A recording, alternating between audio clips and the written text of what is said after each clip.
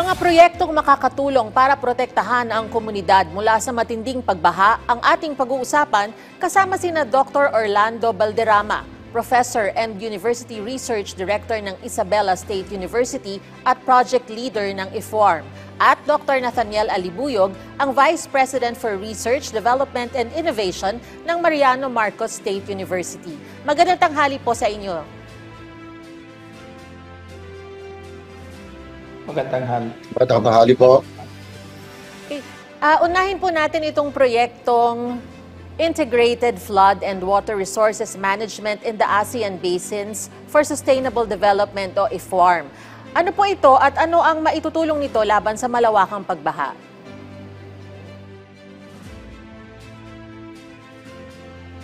Magandang tanghali po sa ating lahat, sa lahat po ng mga nanonood at nakikinig po ng ating programa ngayong tanghali. Ito pong proyektong ito ay nag-umpisa po noong 2021 pagkatapos po ng malaking pagbaha sa Cagayan Valley, in particular po sa Tuguegarao City. Kung maalala po natin, nagkaroon po tayo ng 5 sunod-sunod na bagyo from November to December. At yung pinakahuli po, yung pinakamalakas at pinakamapaminsala po ay yung pong bagyong Ulysses. So nagkaroon po ng national emergency ang ating pamahalaan. At nakita po natin sa ating mga television po yung naging extent po ng pagbaha, destruction and even loss of lives. At dahil po doon ay nag-usap po ang DOST and Japan Science and Technology to come up with a project. Ito na po yung IFORM project. At ito pong project na ito ay na-implement po for 2 years. Una-una po para po pag-aralan po yung naging dynamics po ng pagbaha. Bakit nagkaroon ng baha? Saan yung naging source ng malaking tubig? Dahil ang isa pong naging controversy po dito ay dahil po sa pag-release po ng malaking volume po ng tubig from the Magat Dam. At they have been blaming Magat Dam for that big flood. So we analyze ano po yung naging dynamics po ng flooding. Pangalawa po ay para i-upgrade po natin yung operation po ng dam. Dahil po yung dam operation ay obsolete na po yung roll carb na ginagamit at kailangan po siyang i-upgrade to consider po yung mga extreme events due to climate change. So yung pong dam operation ay kailangan pong i-upgrade. Pangatlo po ay to reformulate po yung mga flood management plan. Dahil kung tayo po ay magkakaroon ng long-term na interventions to mitigate po yung flooding, kailangan po magkaroon tayo ng updated plan, flood management plan. So yun po yung ginawa ng isang project. At to implement po yung tinatawag po natin Integrated Water Resource Management na isinusulong po ng DOST. So ito po ay in partnership po with the Japanese government through Kyoto University at ganoon din po yung mga ibang university po sa Vietnam. Dahil pagkatapos po ng pagbaha dito sa Pilipinas, ay yung pong bagyo namang Vamco o Ulysses ay doon po naman sa Vietnam tumama. So nagkaroon po ng tripartite partnership para po i-address natin yung pagbaha hindi lamang po sa Pilipinas kundi po magsilbi din po itong lesson for all other countries in the ASEAN countries. Sir, gaano po kahalaga na magkaroon tayo ng global water studies? Napakahalaga po to leverage din po dun sa naging experience po namin sa IFORM na kung saan ang naging pilot sites po natin ay yung pong Cagayan River Basin, yung Cagayan Valley, at saka ito pong Magat, So, nagkaroon po tayo ng malakas po na partnership with Japan Science and Technology, Kyoto University, and Japan Water Agency. So, nagkaroon po tayo ng sharing of expertise dahil alam po natin ng mga Japanese they experienced this kind of flooding before at nakadevelop po sila ng mga technology at solutions to address this problem. So, nagkaroon po ng sharing of expertise and technologies. At dahil din po dito sa project na ito ay nabuo po namin yung tinatawag naming parang international think tank on flood and water management, yung pong International Organization for Climate Change. At isa rin po naging resulta ng project na ito ay ngayon po ay may 3 project na po yung Japan sa ating bansa through ODA, Official Development Assistance. At through this partnership po ay ito po yung mga leverage po natin para makakuha po tayo ng funding from international agencies, especially from the Japanese government. So ito po yung kahalagahan po ng global water studies at yung mga international experts po ay patuloy pong magtutulungan, sharing of knowledge and expertise.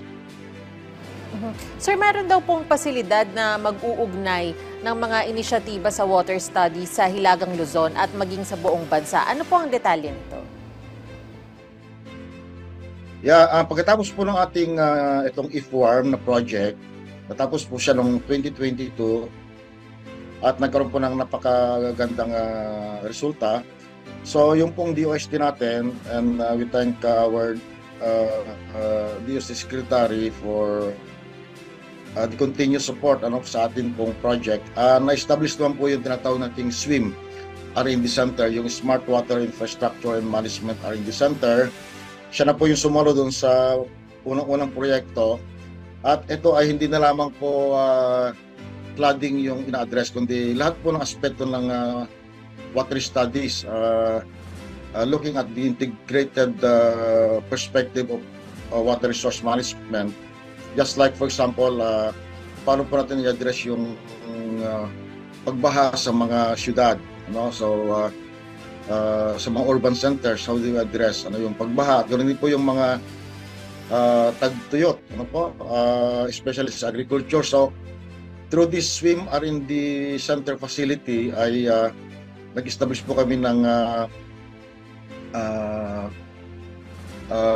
avenue para yung pong mga studies po natin ay maging policy siya at yung mga technology po ay maipaabot po natin sa mga stakeholders, especially po sa mga farmers, sa mga even mga students na nag-aaral po. At through the Isabela State University po ay we have been doing a lot of capacity building din po. We train mga water professionals from the local government units. In addition to producing graduates, especially sa masteral and PhD program, upang magkaroon po tayo ng mas maraming mga expertise on water resource management. So, ito pong ating SWIM ay isa na po siyang institutional center na kung saan po ay ito na po yung facility, permanent facility upang mag-provide po ng technical expertise, research and development at patuloy pong pagtuklas ng mga bagong mga pamamaraan upang tumaas po yung productivity ng ating tubig. At the same time ay mamitigate din po yung mga impact po ng mga water disasters. Okay, para kay Dr. Alibuyog naman po, meron din pong proyektong Coastal Engineering Research Center o yung tinatawag na COASTER. Ano po itong pasilidad na ito at ano ang kahalagahan na isulong ang coastal resiliency? Okay, bago sa lahat, magandang tanghali po sa inyong lahat. Ang Coastal Engineering Research Center or tinatawag natin na COASTER ay isang research and innovation hub na nakatuon sa pag-develop ng data-driven and innovation na nakatuon na para maprotektahan ang ating mga baybayin at coastal communities laban sa epekto ng climate change at mga natural hazards. So nandun na yung mga storm surge at saka malalaking alon pa. Isa sa mga flagship facility ng coaster or ang center natin ay ang wave loom equipment na naitayo sa tulong ng DOST. And through this facility, we can test and simulate yung mga different designs ng mga seawalls, mga breakwaters, and other coastal protection structures na under various wave and current conditions. Bakit ito ay isang mahalaga? Mahalaga ito dahil ito ay nagbibigay ito ng data-driven, site-specific design. Ibig sabihin, hindi lamang basta teorya o ang mga disenyo natin, kundi masusubukan natin dito sa wave loom at mapapatunayan sa bago pa man ito i-deploy sa actual na coastal areas. Through the wave loom facility natin, nandito sa coaster, we could measure how effective yung mga design against wave energy or yung lakas ng alon. We can also identify yung mga structures that could reduce yung tinatawag natin na wave overtopping, or we can also minimize yung toe erosion. Ito yung yung tinatawag natin na overtopping and toe erosions ay kalimitan, ito yung dahilan ng mga structure failure, and therefore kapag makita natin, ma-minimize natin, ay talagang we could say na yung mga structures natin ay we could extend dun sa kung saan sila ma-deploy. Also, sa pamagitan ng wave loom na mayroon po tayo, ay we can also develop a customized and site-specific designs na akma sa iba't ibang coastal environment sa Pilipinas. Unlike yung kung wala pa tayo nito, it's parang blanket design yung ginagawa natin o yung mga agencies na nakatuon dito. Okay. So, but with this facility, I could now make a customized or site-specific designs na talagang akma sa environment ng lugar. For example, dito sa Ilocos Norte, we've been testing yung tinatawag namin na step seawall design. And this design could reduce the wave energy up to 40%, okay, which could significantly improve yung coastal protections compared dun sa coastal or mga traditional structures natin. Ang pagsusulong ng coastal resiliency ay hindi lamang tungkol sa protection, kundi tungkol na rin sa long-term sustainability. Ito ay nagbibigay daan upang maprotektahan ang ating mga infrastructures at communities laban sa mga storm surge at saka sea level rise. Ito din ay mapanatili natin ang kabuhayan ng ating mga mamayan, especially dun sa nakatira sa coastal areas, at higit sa lahat, makapag-adjust tayo sa epekto ng climate change habang patuloy na umuunlad ang mga komunidad na nakatira dito sa coastal communities po natin. Sir, paano po nito maaaring tugunan ang coastal erosion?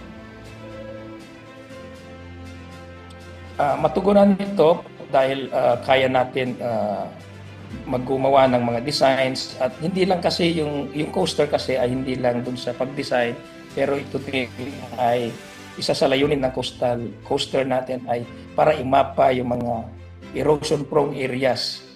Okay? At para maunawaan natin kung bakit ito nangyayari. Sa ngayon, hindi pa natin masyadong nakikita siguro yung mga major threats ng coastal erosion.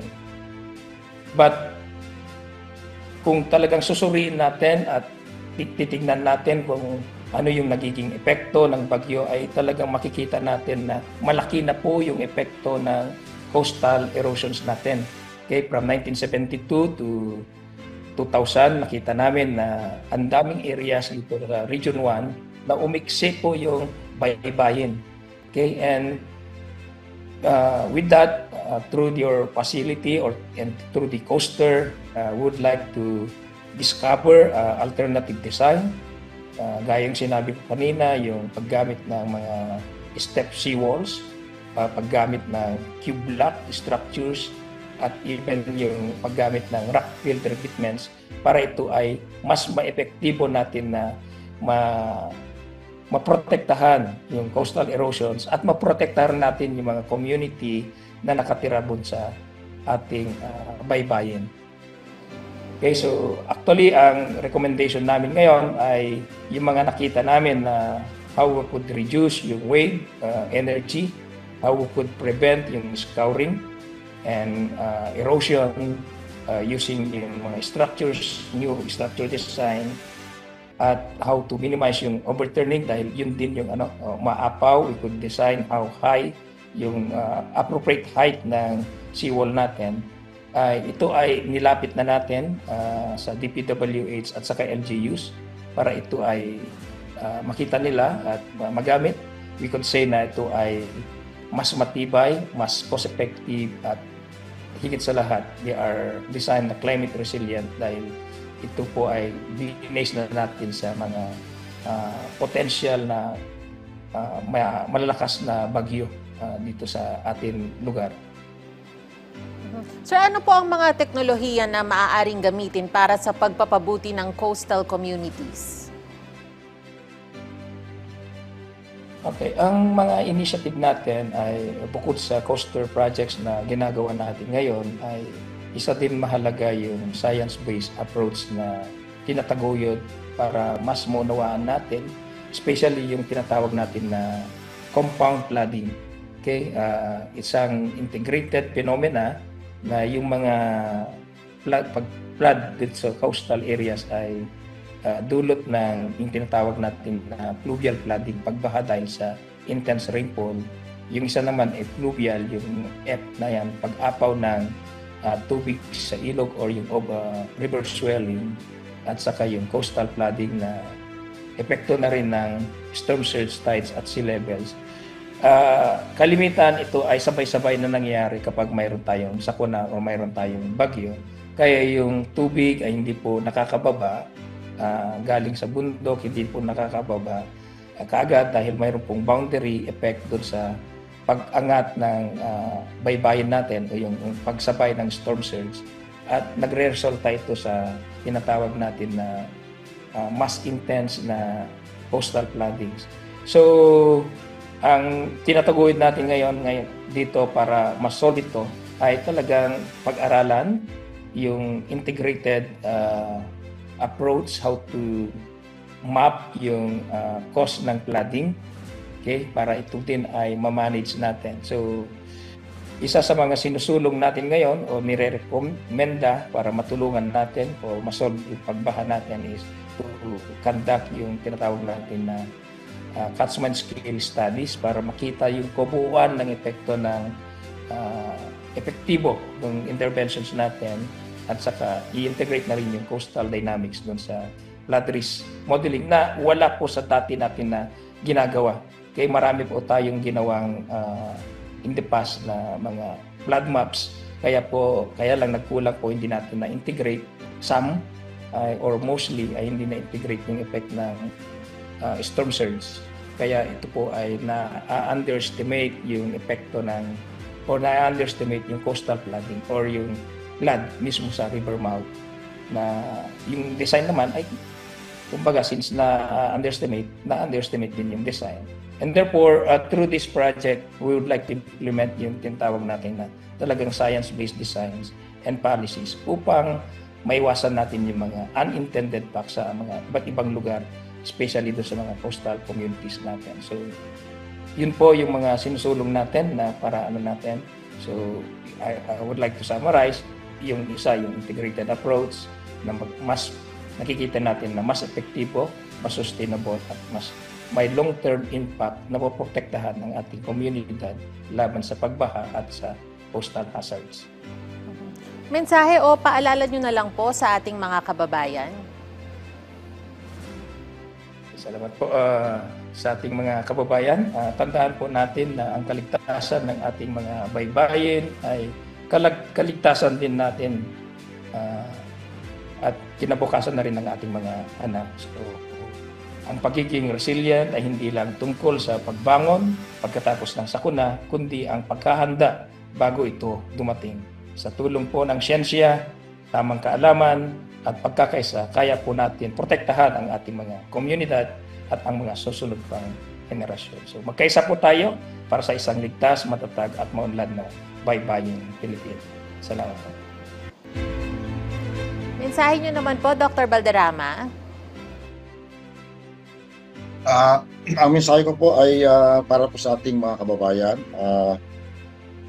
Ang ating pong pamahalaan ay patuloy pong gumagawa ng pamamaraan upang maibsan po itong problema po natin sa tubig, yung ating water crisis. Hindi lamang po sa pagbaha, kundi yung kakulangan din ng tubig at saka yung pong kalidad ng ating tubig na ginagamit, hindi lamang po sa ating mga tahanan, kundi ganoon na rin po sa iba pang sektor sa agrikultura, especially dahil ang isa pong susi ng food security ay yung pong patubig, tubig para sa agriculture. At tulad po ng aking sinabi, ang ating pamahalaan po ay maraming programa at gusto ko lang po idagdag na in addition to the SWIM program, ay itinatawid din po natin yung tinatawag nating Nexus program, a bilateral program between in partnership with the Japanese government on water security. Isisecure po natin yung tubig na ating kailangan. Hindi lamang po dito sa mga lambak, hindi lamang po dito sa mga upland areas, kundi pati na rin po sa mga small island communities in the country. And at kung magpapatuloy po itong ating gawain, by next year po ay itatatag po ng Japanese government dito po sa ISU yung ASEAN Hub on Disaster Prevention Research, na kung saan ay hindi na lamang po mga Pilipino ang makikinabang po dun sa mga resulta po ng ating mga panunaliksik, kundi pati na rin po yung ating mga colleagues and partners from ASEAN countries. So patuloy po tayo magtulungan, tulad po ng sinabi ni Dr. Alibuyog, maging bahagi po tayo. Tayo po yung may malaking responsibility at hindi po ito magagawa lamang ng gobyerno, ng Isabela State University at saka MMSU, kundi sama-sama po tayo, mga communities, local government, individuals, and everybody. Tayo po yung magtulungan upang makamit po natin yung tinatawag nating aspired water security status po ng ating bansang Pilipinas. Maraming pong salamat. Magandang tanghali po sa ating lahat.